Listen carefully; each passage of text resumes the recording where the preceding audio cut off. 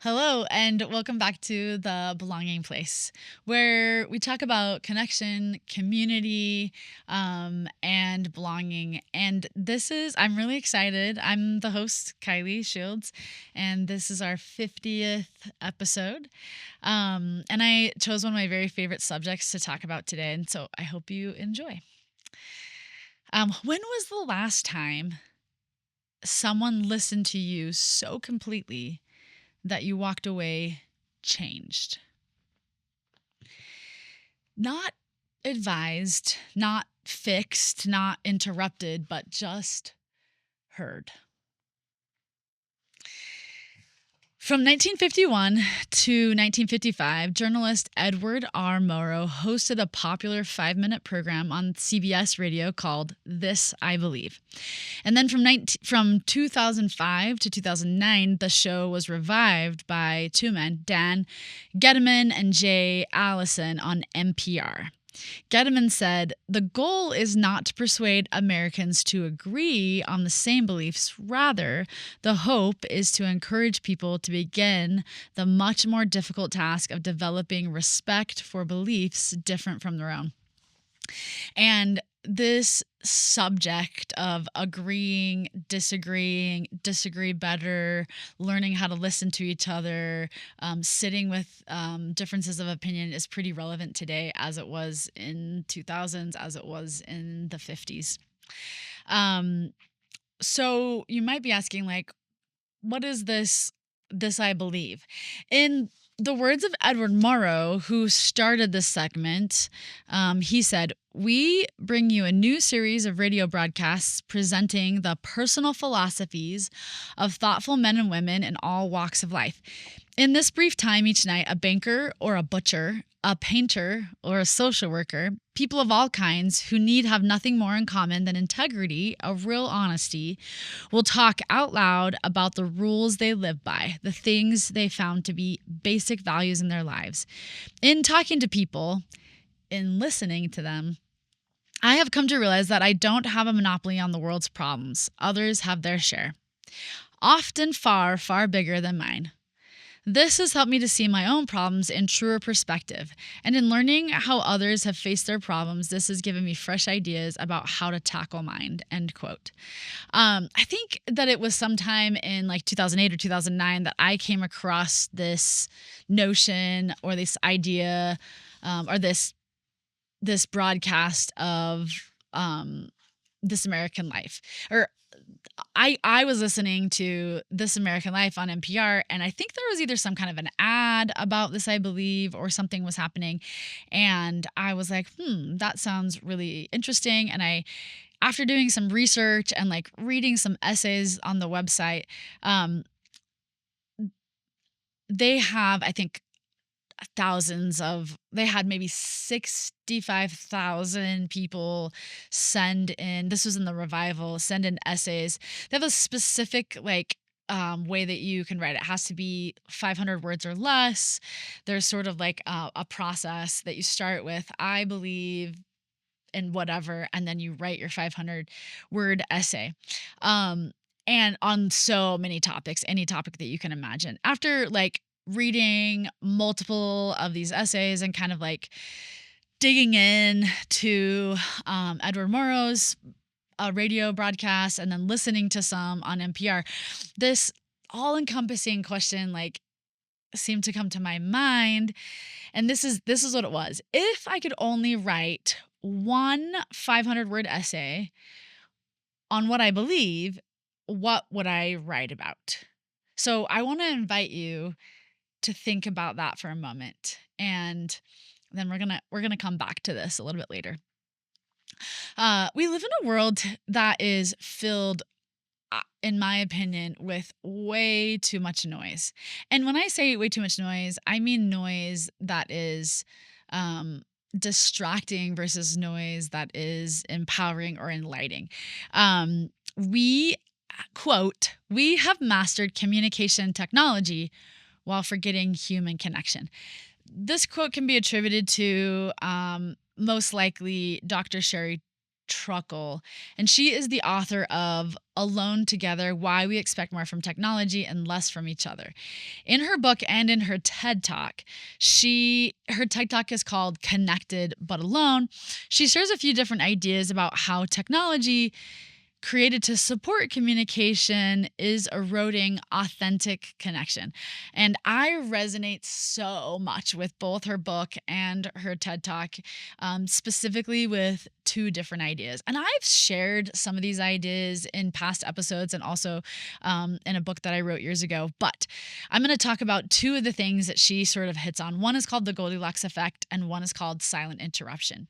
And specifically how these types of things kind of erode this authentic, organic connection and belonging. So the Goldilocks effect. This is a quote that she has where she talks about it. We can't get enough of each other if we have each other at a digital distance, not too close, not too far, just right. But human relationships are rich, messy, and demanding. When we clean them up with technology, we move from conversations to the efficiency of mere connection. I fear that we forget the difference. Basically, she talks a lot about like the fairy tale and the Goldilocks, wanting everything not too hard, not too soft, but everything being just right. Technology lets people kind of control the intimacy really precisely, and so we start to prefer relationships that are controllable rather than authentic.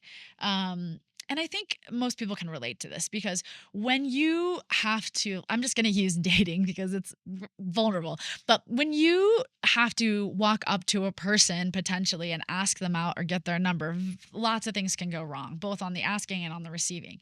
And there's a lot of personal like skin in the game, or there might be emotional in the setting, or, but if you just have to like swipe up on an app and they match with you and then you already know that you're both attracted to each other, then when you ask them out, the cost and the yield is way lower. But you also don't have this authentic connection, this authentic meet cute, this space where things could go wrong, things can also go right. So we have this sort of like Goldilocks effect where we want to um we sort of want to make everything just right. We want to make it so that we're not going to make mistakes. We want to be somewhat vulnerable, but not too vulnerable. And I have said in years past that I feel like technology has eroded bravery. This is in the Goldilocks thing. It's sort of like it's sort of equalized everybody, equal opportunity, and therefore has taken away this like opportunity for people to sort of be brave or to be to enter situations not knowing necessarily the outcome. And some people might be like, oh yeah, I need to know the outcome, or like I need, it's funny, even in our society today, there's a lot of people that won't answer the phone. They won't answer the phone. They won't call anybody. Everything needs to be text or emailed or Snapchat or WhatsApped or Marco Polo'd. There needs to be a time and a space that you can record something or leave something that you can kind of craft instead of like in real time. And this is really sad to me. And one of the most powerful things that I've had in my life is real life conversations, groups talking about things over dinners, over games, over music, being able to sit on countertops, on couches, being able on beds, like really digging in, and people don't exactly know what they're going to say. And they might say something, they might overshare. Maybe they undershare and later they wish they would have, but this is like where I believe this is where that authentic connection is born. The other thing that Dr. Sherry Turkle talks about is this idea of the silent interruption. And this is something that I have really grappled with in my personal life and in my personal relationships. I wrote about this like 15 years ago, and it's just gotten worse. Basically, the idea refers to how devices interrupt conversations and relationships, even when nobody openly acknowledges it.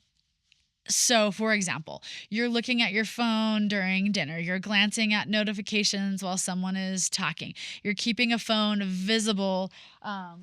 Basically, just this idea of like putting your phone down at when you're eating or talking to somebody, just like visible. Um, you're mentally anticipating messages during a face to face interaction.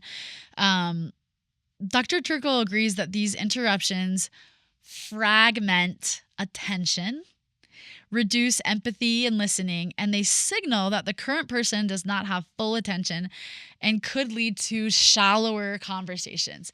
So, I think we've just moved into a world where we don't ever turn off our phone. We don't ever leave our phone in the car or in the house or in the purse, that we just like have it on us at all times. If it's, and that we are beholden to it. Even if we have moral principles that say, no, my phone doesn't run my life, I run my life. We sort of have these habits or these, and they're automatic thoughts. In therapy we call them automatic thoughts, or they're automatic behaviors that are trained into us that we don't even consciously are aware of. I'm going to give an example of this.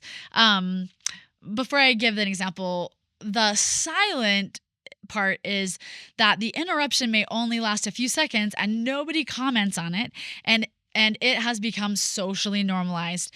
Dr. Turkle says the psychological effect is still significant. People feel less heard and less valued. So I'm just gonna share an example that has happened in my life as an adolescent therapist. So years ago, when smartwatches first came out on the market, everyone was really excited. Everybody had them. I'm gonna specifically talk about one type of the Apple Watch, the smartwatch. So I noticed this trend of my clients. Again, I work with teens, but I also work with their parents that had Apple Watches. And there's anybody who's had an Apple Watch, or anybody who has had a friend or family member that has it, there's this sort of thing that goes with an Apple Watch where I don't know, I've never had one, but like it buzzes or something and you can hit it to make it stop, or to like, something about the like hit. So there's like these two things that happen. There's like a buzz and then there's like a response. Pavlov's like, right? So and on the watch there can be text, there can be phones, there can be, basically it's a small tiny phone, right? Same distraction. So I'm coming into therapy, I'm doing some intense work with my clients, and they're constantly looking at their watch, looking at their watch, looking at their watch, looking at their watch. And on the receiving side, if I'm sitting here looking at my watch, and I'm talking to you and I'm engaging with you, how does it feel to be on that side? It was so weird. It was like, never before had this kid seemed like they were bored or that they had somewhere to go. They were usually really intentional, meaningful. And I was trying, as the person who was on the other side of this, trying to think about like, is it me? Is it the conversation? Because it was hard for me to know, like, are they looking because they're trying to figure out how long the session is time? I didn't know. I just have this behavioral response, right? And it got so bad that like many times I would just feel like things that were not true. So I would ask my client like, hey, I'm just curious why you keep checking your watch. Are you like, do you have somewhere to go? Oh, no, I just have notifications on. Okay, can you turn the notifications off? Yeah, but then they would be buzzed for something else, or they would get a text or whatever, to the point where for me to have really authentic, a therapeutic alliance, we call it, or to like be really, give them an opportunity to be really present, I've started asking my clients to like just not wear any smartwatches in the session. Before I actually asked them to stop wearing smartwatches into the session, I would say, like, preemptively say to my clients that would come in, I would be like, hey, I noticed that when you're in session, that there are many times when you maybe consciously or unconsciously are checking your watch, or you're getting, notifications. Just want you to be aware, like, are you ready to be here, be present, both feet on the floor? Yeah. And then they just couldn't. Like, it was like they consciously didn't know, but they had this response where they were hitting their watch. So eventually, I just asked clients not to wear their smartwatches into the sessions. It went better for them, and it really went better for me as the person who was sort of on the other side of this conversation. Both the Goldilocks effect and the silent interrupters, they're just two of many different ways that technology that's supposed to like increase communication at times can feel like it's eroding personal connection. And so you might be thinking, okay, yeah, Kylee, I see that. But like, what is the anecdote? Or like, we're not getting rid of technology anytime soon. People are not going to less have their phones or not wear watches. In fact, with AI and everything, it's just going to become more a part of our day-to-day life. And I'm actually not like anti-technology, but I am anti-technology eroding connection and authenticity. And I think that many times we are unaware as humans what we're plugged into and how it's impacting our relationships with others. I think that a really important place to start, and this will not be a surprise to anybody who's listened to me ever talk on any podcast I've been on or my podcast, but I think that actual really hearty intervention or anecdote to this is like powerful, intentional listening. Carl Rogers said, quote, "When someone really hears you without passing judgment on you, without trying to take responsibility for you, without trying to mold you, it feels damn good. When I have been listened to and when I have been heard, I am able to re-perceive my world in a new way and to go on. It is astonishing how elements which seem insoluble become soluble when someone listens. How confusions which seem irredeemable turn into relatively clear flowing streams when one is heard." I absolutely love this, and I completely agree.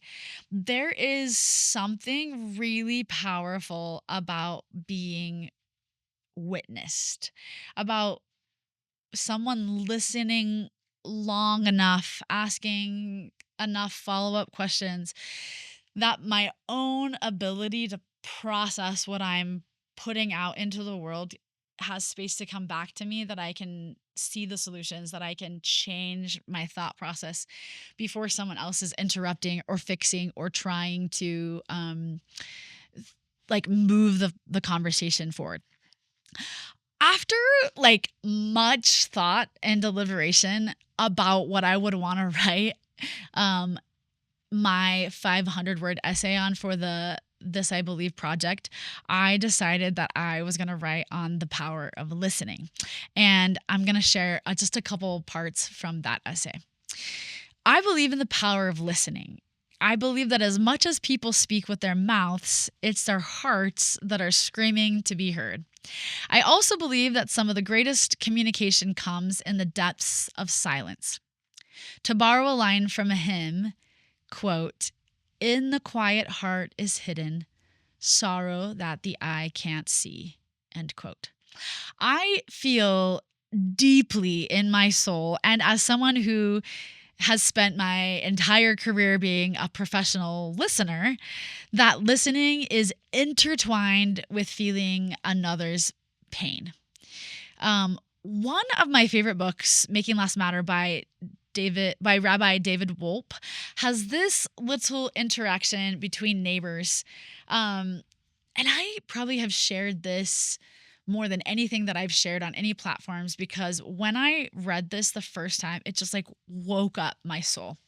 Quote, "The Sassover Rebbe said that he learned the meaning of love from overhearing a conversation between two villagers.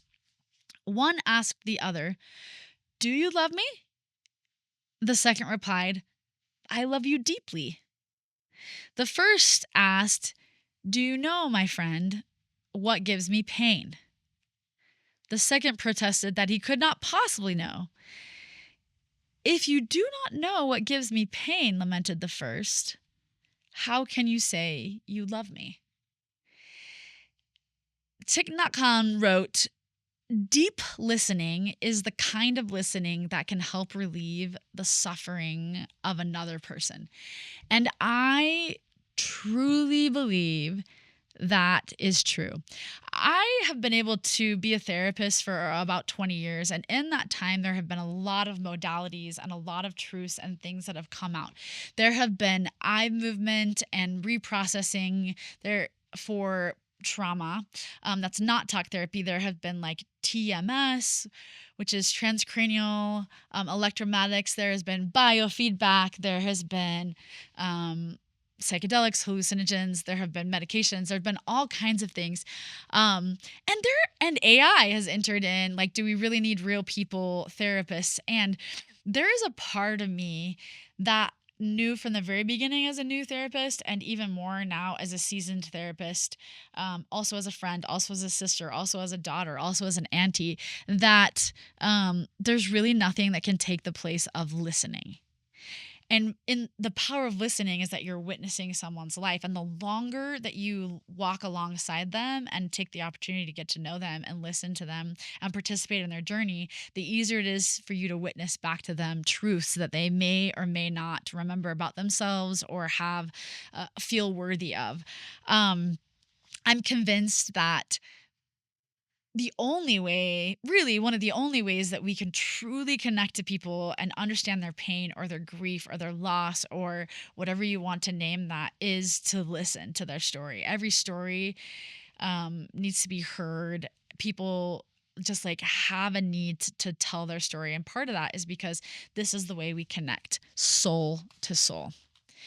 I'm going to go back to a little bit more from the essay that I wrote for the This I Believe project. Listening is more than just hearing someone. Listening requires restraint, patience, and often action. Sometimes listening means throwing all judgment out the door, letting people tell their own story, and literally getting down on one's level to hear what they're saying or not saying with their mouth and or their heart. I believe in the power of listening. I believe in the beautiful silence and in the painfully awkward silence. Most importantly, I believe in listening with my heart as well as my ears. Did you know that the word listen has the same letters as the word silent? I find that fascinating. And on one of my recent podcasts, I talked about this idea of having two ears and only one mouth, that like we were actually created for more listening than we were for talking. Um, I I feel like in my life experiences, I've learned that many times people don't want or need solutions.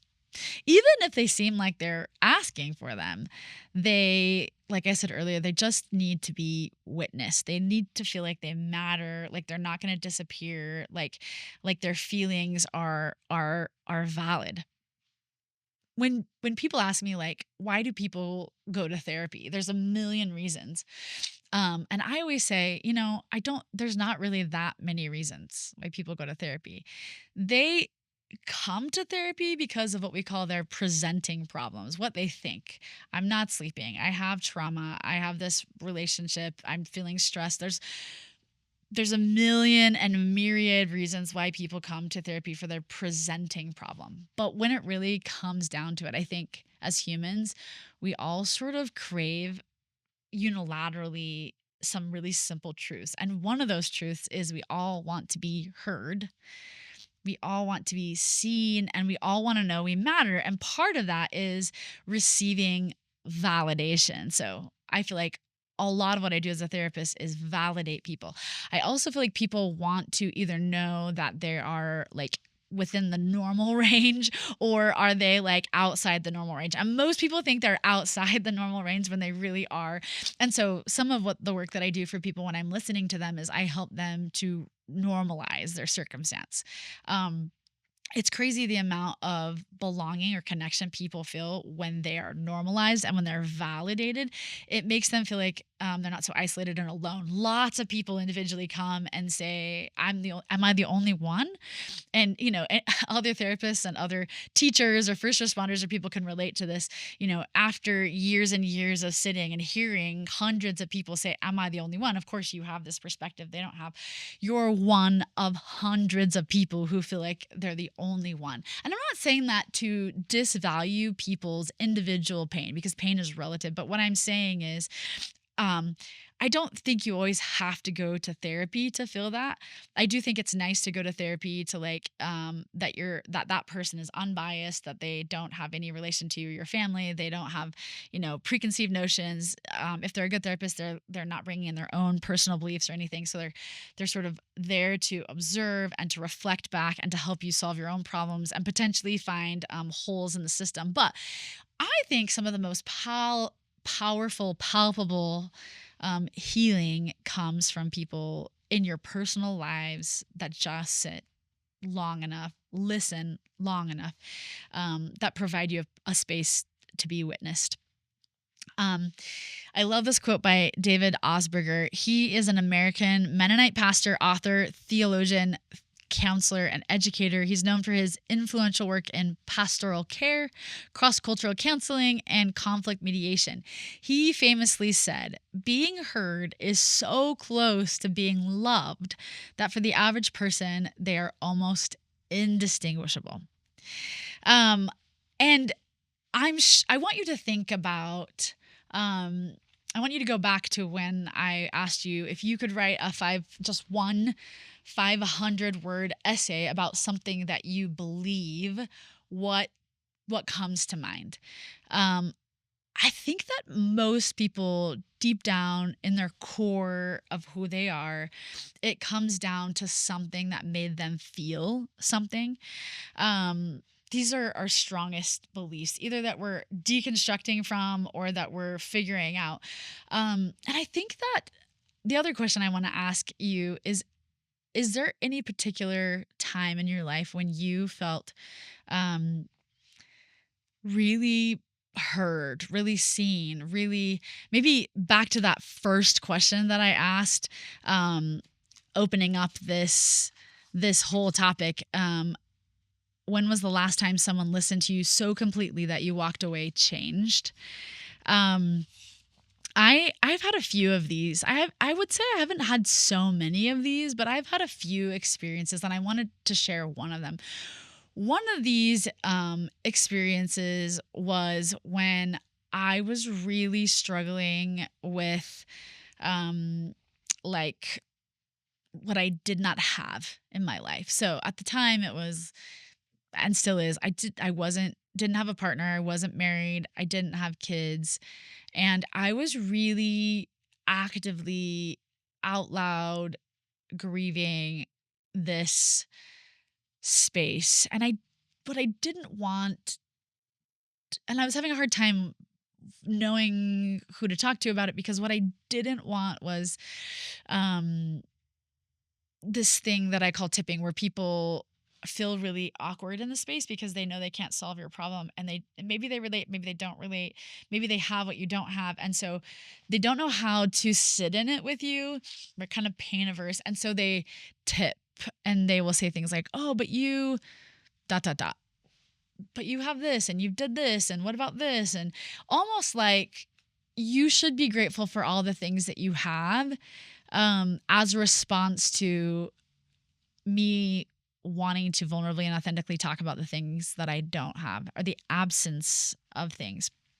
And just really struggling with like how to sit in that and show up in settings. I knew that like this wasn't going to get any easier for me. I knew that my friends were getting married and they were having kids, and now my friends' kids are graduating from high school and like going to college, and this was sort of at the beginning of this. I knew that there were friends of mine that had infertility problems, or that had miscarriages, or have had babies that were stillborn, and that their grief was at a different level than my grief of never having been able to be pregnant or never having a baby. That like I wasn't trying to like compare my grief or loss to anybody else's, but I guess if I'm honest, I wanted to be seen and heard and valued, that my pain still was relevant and still existed, even though I was also grateful and doing good things and contributing and happy. Um, and and I found myself having a hard time. Um, I would start these conversations, and quickly people would want to validate what I was doing well, and they would want to fill the space. Um, and so this moment is really seared on my heart because what happened is I was sitting with some friends that had all been older, married, and didn't know if they were gonna get married, didn't know if they're gonna have kids. One of them had a child already and was pregnant. One of them was pregnant for the first time. One of them had gotten married and had a blended family, and they had had a child together. But basically, I was sitting in this. One of them was married with two kids and then divorced, and she had been divorced for a long time. Basically, I was sitting with all these beautiful women in different stages of their life. Um, and I also knew that everything in their life was not perfect. Just because they got the thing that they wanted at one point, they each had gotten to be married, they each had gotten to have kids.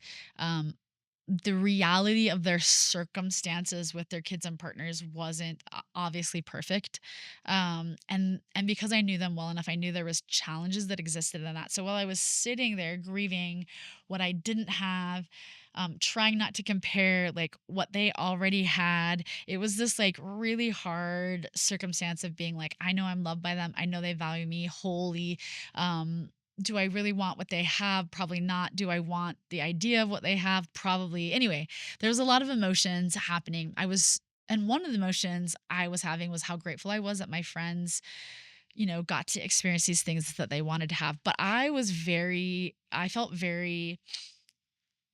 this duality, this dialect, this dichotomy of like, um, gratitude and love and hope and like, oh, see miracles and things can happen. And also like, being alone and isolated and grieving at the same time. And I really was like wanting to talk to somebody about that.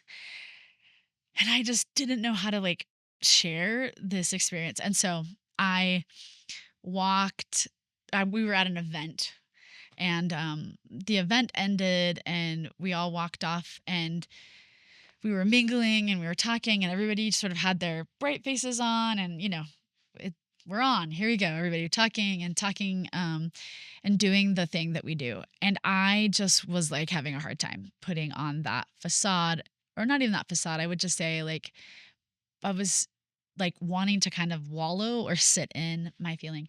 One of these women noticed that, and I guess that's one of the things about connection, is like being aware, being being undistracted by technology or whatever you want to talk about, gives you the opportunity to notice and see and observe, which opens up an opportunity to connect. So she could see that, and she came over to me and quite simply just said, um I can see dot dot dot. I can't remember exactly what she said, but basically she started the conversation with, I can see that you're hurting, some version of that. And I just started bawling.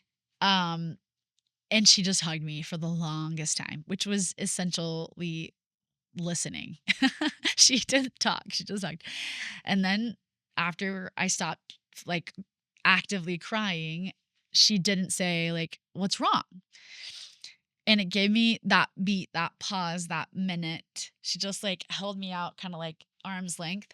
And I said, I just am struggling with how happy I am for all of you guys and all the things that have come into your life. And I'm also just sad for myself about um, my unmet heart's desires. And again, she just looked at me. She started crying and she hugged me again and gave me time to like cry again, and then we started having a conversation. there was so much silence. There was so much grief. There was so much unspoken words. Um, in that conversation, I learned, and I knew this, but it was interesting to hear her say that even though she had gotten married and had a beautiful kid and was having another kid, she also had a sibling who had died, and she also had friends that she wanted to have the same joys that she had that didn't. And there was so much stuff going on, but she didn't say any of that. Like, I knew all that was going on. I knew she could have said, "I'm so sorry," and also it just wasn't about her at all in that moment. And it was such an example to me of that holding space for people that um I think, like, just gifting silence, gifting grief, pockets of space. Um, I think we struggle. I think most people really struggle to not insert themselves into the story or the dialogue, or like we struggle with pain, or like we're pain averse, and so we just really want to like move the dialogue along or problem solve. Or um one of my favorite quotes about listening comes from an article or an essay called "Tell Me More on the Fine Art of Listening" by Brenda Ueland. I have kept this for years and years, and open this up and read this actually um frequently, I guess you could say. I'm not a big like read a book and then read it again, but this particular article, I have through the years of my life, I've opened it multiple times. She said, quote, "We should all know this, that listening, not talking, is the gifted and the great role, and the imaginative role. And the true listener is much more believed, magnetic than the talker. And he is much more effective and learns more and does more good." She also wrote, and I love this, "I have come to believe that listening is love." Um, And for anybody who's been a longtime listener, or anybody who wants to go back to when I first started this podcast, I talked about this, like, where did I come up with the idea where I wanted to sit with my friends and family and people that like and hear their story about belonging and stuff. And it came from StoryCorps, and the book that they wrote was called "Listening as an Act of Love," which I just like love the title, love the idea. So when Brenda Ueland says, "I have come to believe that listening is love," I truly believe that. Listening is love. Listening is inviting people's pain. Listening is connection. Listening is creating belonging. Um, I have some questions that I would love for you to think about, um, maybe internalize, maybe share with your friends or family. What changes you? What changes when you feel heard, seen, or understood? Who in your life needs you to listen better? What conversations are you avoiding because listening would require vulnerability? Do the people closest to you feel understood by you? When people talk to you, do they feel your curiosity or your impatience? Are you listening to understand or listening to respond? What if the most important words you say this week are, "Tell me more"? Who in your life makes you feel safe enough to tell the truth? I call this unspeakable things. Who is safe enough and will listen long enough with love and drama free and judgment free that you can tell your unspeakable things? Do people leave conversations with you feeling more known or more managed? And it is this last question that I often, maybe not this exact question, but this idea that I often think in my relationships. When people leave interacting with me, or when I am Marco Poloing back with them, or when we're calling on the phone, or never have we ever had more ways to communicate, right, with people. Do they feel more like known, more inspired, more creative, more generative, more sense of healing, or do they feel managed? Do they feel less? Do they feel like turtling where they've turtled back in? Do they feel like, even though they know I love them, do they feel like maybe they'll think twice before they share their unspeakable things? Um, I I hope that you can take some of these questions or this idea and really I guess I want to leave a challenge to like do something specifically, set a goal, you know, write something on your hand, stick a rubber band around, put a sticky note somewhere, something physical that will help you to be a better listener.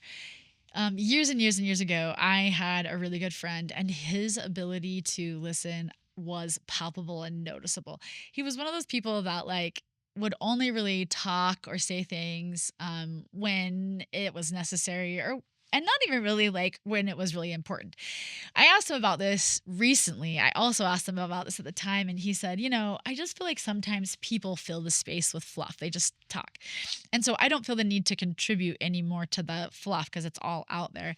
But if there were less fluff, I would probably like insert my ideas or thoughts, which made me think lots of things like, okay, who are we missing at the table at work and in like our relationships? Whose wisdom and love and insight are we missing because we're filling the space? But he had this way of being that was sort of like, um, we don't need to be talking to communicate. He used silence a lot. And for me, I'd like to think I'm better at it now, but for me, I was really, really bad at it. I did not like the uncomfortableness. I didn't like the space. And I think part of it was that because we were friends and we weren't romantically involved, there wasn't any touch involved either. Like we weren't holding hands. We weren't like, and so I felt this like divide between him and myself, even though we were close and we were friends, that I felt like something needed to be said, and I could feel his confidence and like we're together.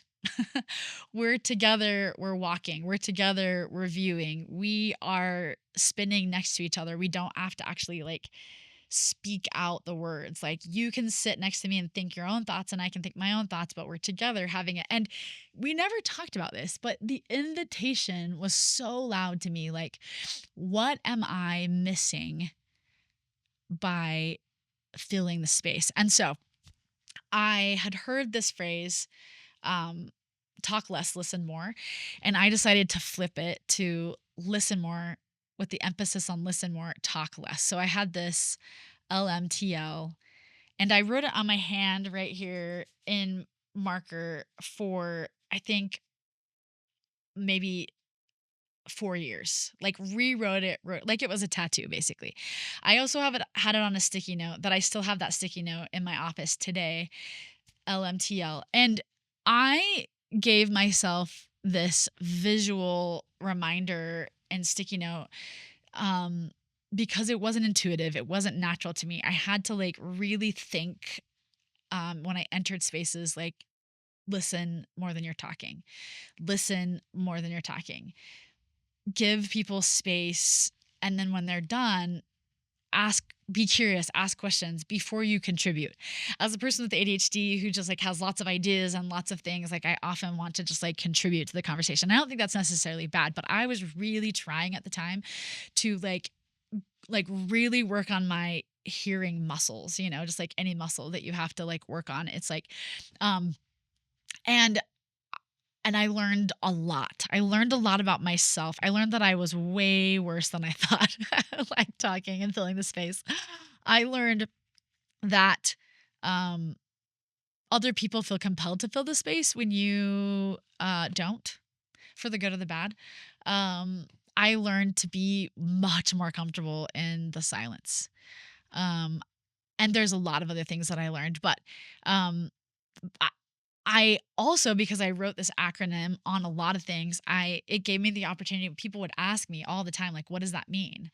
And I would sometimes have them guess or whatever. And that interaction gave me a chance to talk about this goal, this thing that I was working on listening, which opened up a conversation with multiple people about the power of listening and just their thoughts about it. I'm sharing this because I don't know what it is that you need or what reminder or what thing it is, or maybe you're really good at this and you are modeling this to other people. But if you're out there and you want to have more authentic connection, more belonging, more community. One of the easiest, and it's free, you don't have to pay any coach for it, it's readily available, is if you just yourself decide that you're going to listen more and talk less. If you decide that you're going to be more intentional in your listening, you're going to ask more questions and be more curious.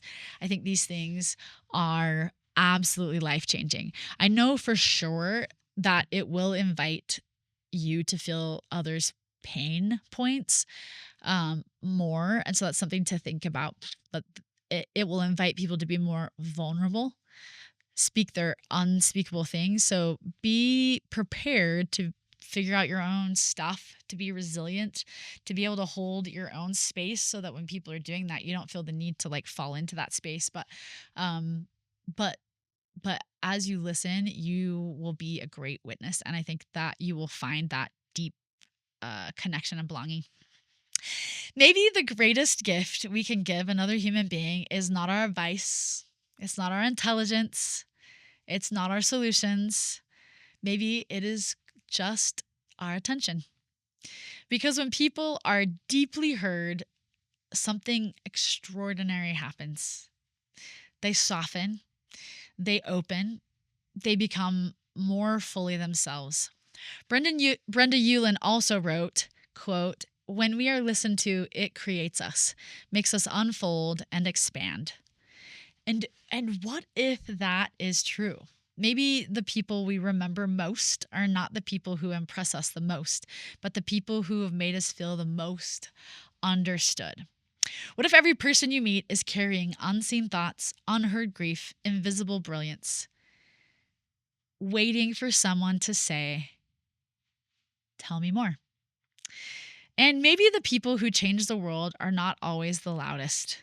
Maybe they are the ones who listen so deeply that other people discover who they really are in their presence. I hope that you have enjoyed this solo podcast on the power of listening. I hope it opened up something inside of you. I hope it challenged you.